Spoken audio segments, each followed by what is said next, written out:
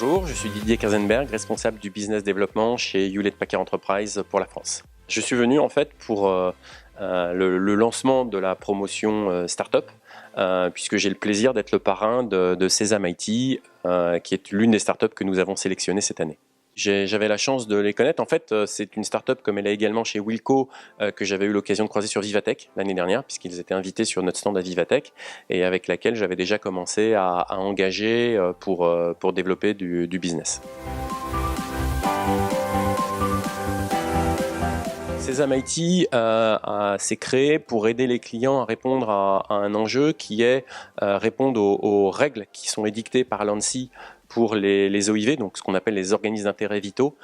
qui va déjà les obliger à poser des sondes homologuées, et donc il va y avoir que 3 acteurs en France homologués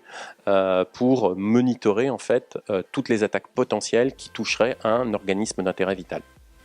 Et derrière, ils ont déjà en préparation d'autres produits,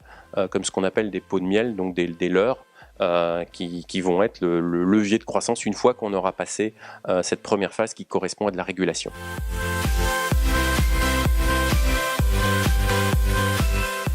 On a déjà commencé à mettre en place un partenariat assez fort, puisque ils vont vendre des appliances de sécurité, donc on va déjà être le fournisseur de matériel. On a également regardé, parce que comme ils adressent les OIV, ce ne sont que des très grands comptes, et c'est vrai que pour une start-up, c'est pas toujours évident d'être crédible pour prendre des gros marchés sur les grands comptes, donc on fait du co-selling avec eux. On a déjà fait plusieurs soutenances en commun avec eux, et on a même prévu de faire tout le service d'accompagnement sur le déploiement de leur appliance, de façon à leur amener toute la puissance d'HPE pour leur permettre de gagner les gros dossiers.